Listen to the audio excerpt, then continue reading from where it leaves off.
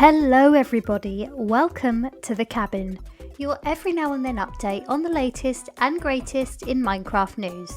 Today is the first episode and I'm going to be covering three major topics: Minecraft Live, the announcement of Minecraft Dungeons 2, and also the Minecraft theme park coming to the UK in 2027.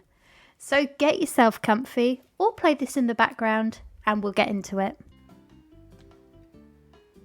Minecraft Live 2026 was well over a month ago and they included some pretty exciting stuff. Tiny Takeover is the latest game drop where all the baby versions of mobs were redesigned to be even smaller and cuter than their original models. The addition of the golden dandelion was also added to the game.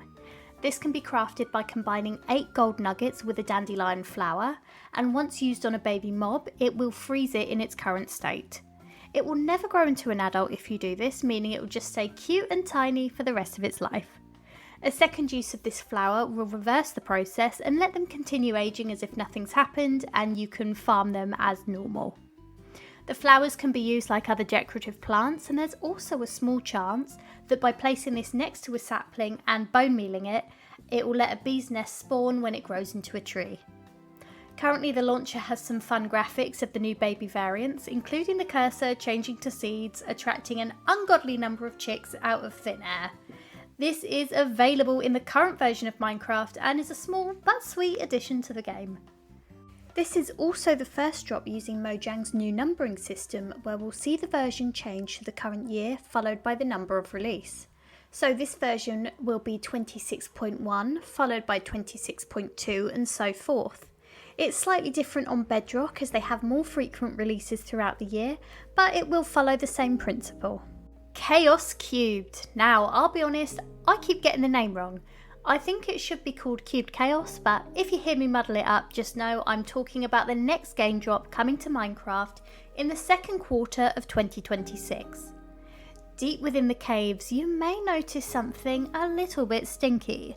Potent sulphur and cinnabar blocks can be found as another addition to Minecraft's ever-expanding cave system. This also adds the sulphur cube to the game. This odd-looking fellow can be found within the sulphur caves, and while not tameable, adds a whole new physics aspect to the game that we've never seen before. Inserting different blocks into this mob gives off a range of effects that can be used for so many things. While this feature was first available on Bedrock, I wanted to wait until the snapshot was available on Java Edition, as this is the version that I am most familiar with. Right, this is just a disclaimer. All of these features you see me test here are not completely finished. I recorded this footage over several different gaming sessions, so when this video actually comes out, the game drop might not be too far away from release. This is what I'd call the first half of the drop. I created a brand new world to find these caves, and I don't know if I just got unlucky, but it took me a good few tries to search for them. It kept teleporting me underwater, and I just found a few blocks peeking through the stone. Eventually I found it. This cave was huge and looked great when near a lush cave as well. The new blocks are absolutely everywhere, with sulphur and cinnabar dotted around, creating craggy details near sulphur springs. These pools are covered with potent sulphur at the base. While you don't take damage from being in this water, you will get queasy as all hell. This water only emits the sulphuric haze when touching the block, and turns back into regular water when picked up with a bucket or when it's away from the area.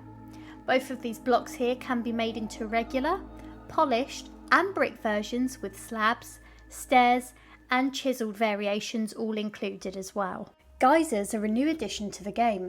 Putting a magma cube under potent sulphur in water will cause a geyser to shoot up at random intervals, while putting lava underneath makes the eruption constant. I experimented with different depths, but it can't be too deep or it won't work. Also, mobs can be lifted out of the water by them, and as a player you can as well. I tried to film this, but honestly it made me a little bit queasy. The final addition to the caves is the new bounce music disc. This was composed by Fingerspit and can be found in mineshafts that generate in sulphur caves. I really like this disc, it's super chill and it will be making an appearance in my future videos. The part of the drop everyone has been looking forward to is the sulphur cubes themselves. These little dudes can be found in the caves, usually spawning in pairs, although I had to cheat these in as this cave was empty when I turned up. And while not tameable, these passive mobs can be scooped up in a bucket, attached to a lead, or tempted by slime balls to make transporting them nice and easy. These mobs have the unique ability of being able to absorb blocks, giving them different properties based on what you give them.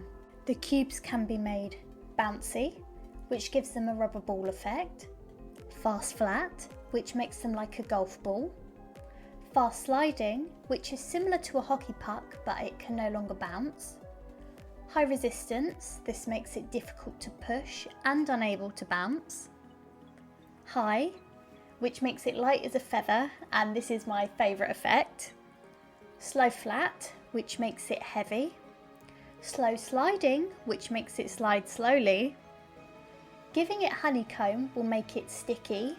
Magma blocks can make mobs take damage, but it can also hurt other sulphur cubes, so be careful. TNT is an explosive new addition. I've already seen people on Reddit make cannons using them. And finally, giving it any other block not featured on screen will turn it into a football, making it slide and bounce often. This game drop is an interesting addition, and Mojang seems to be pushing the angle of using it to create mini games to have more fun with your friends. But it has so many more uses than that. I highly recommend checking out Reddit for some inspiration. This is an example of how the game is being pushed into a completely different direction. Unique physics were also used in Herdcraft, which was this year's April Fool's update. But I don't have any footage of me playing it, as I spent about 5 minutes in game before realising it just wasn't my cup of tea. It does beg the question, what other physics and gameplay improvements we'll see as Minecraft progresses, especially within Java Edition, as it moves away from OpenGL to Vulkan, which we should see phased in by the summertime.